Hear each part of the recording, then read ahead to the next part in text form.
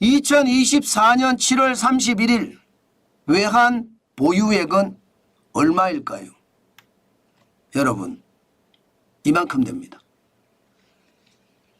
2024년 7월 4,135억 1천만 달러입니다.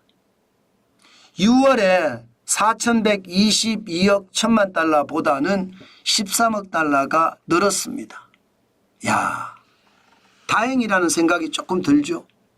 지금 외환 보유액은 그동안 원달러 환율이 폭락과 폭등을 왔다 갔다 하면서 실제로 환율을 많이 썼거든요.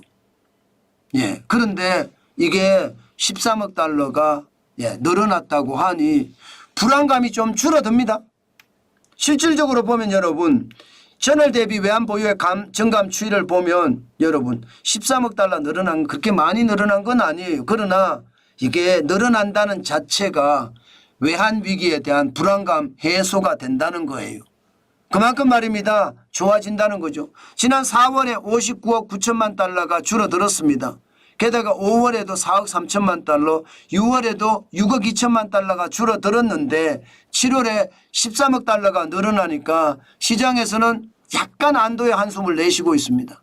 사실 최악일 때가 2022년이잖아요.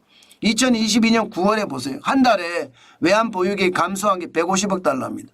이때는 굉장히 충격적이었어요. 6월만 보더라도 94억 3천만 달러.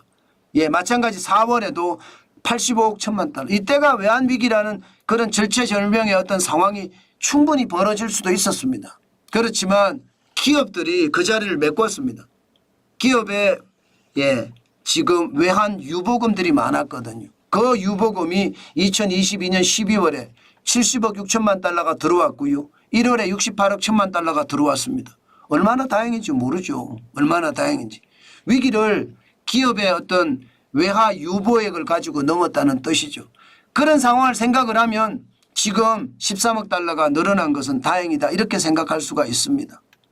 그렇지만 고점 대비해 보면 지금 외환 보유액이 굉장히 많이 줄었습니다.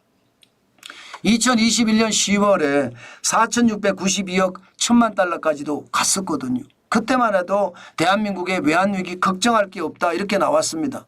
그런데 지난 6월에 4,122억 1천만 달러, 근래 들어서서 가장 적은 숫자로 떨어졌다가 사실 7월에 13억 달러 늘어난 거거든요.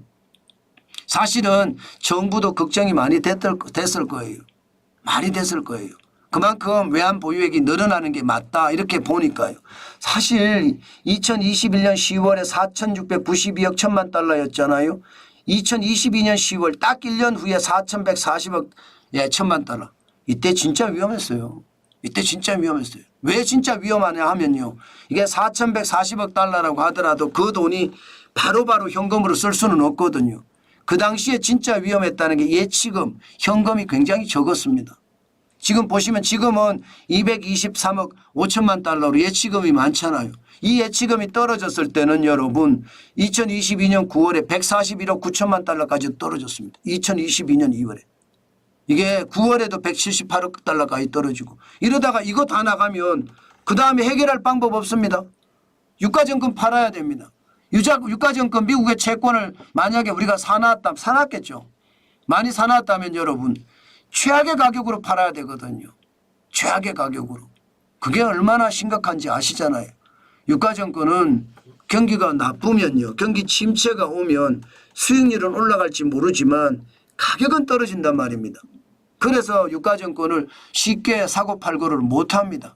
그래서 만기대에서 순회수를 받는 게 참 좋은 거거든요. 그래서 예치금이 적으면 굉장히 위험한데 그래도 예치금이 223억 5천만 달러까지 가서 다행이다 이런 얘기는 합니다. 이 SDR이라고 하는 것은요. IMF의 특별 인출권인데 149억 5천만 달러 계속 비슷합니다. 140달러 그 근처에서 놀고요.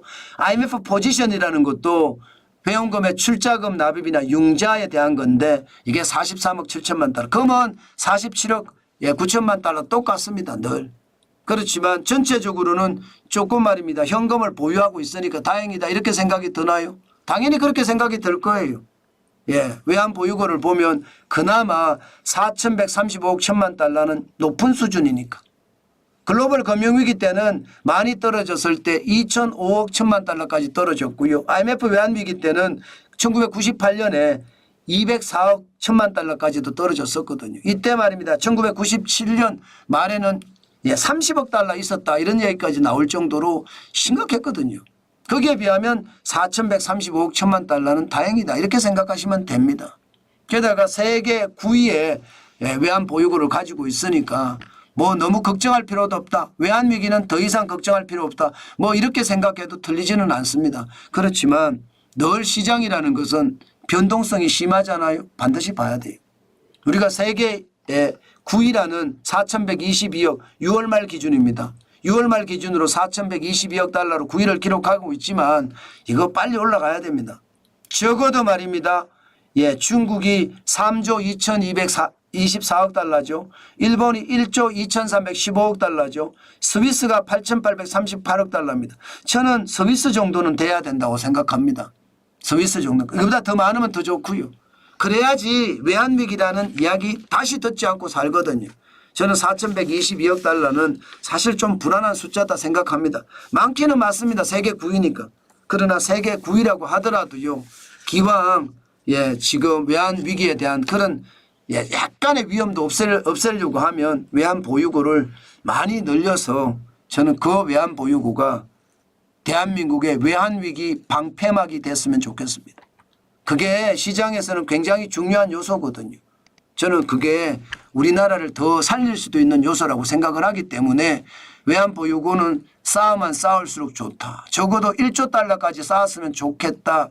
그게 뭐 저만의 생각일까요? 여러분들도 그렇게 생각하지 않을까 싶습니다.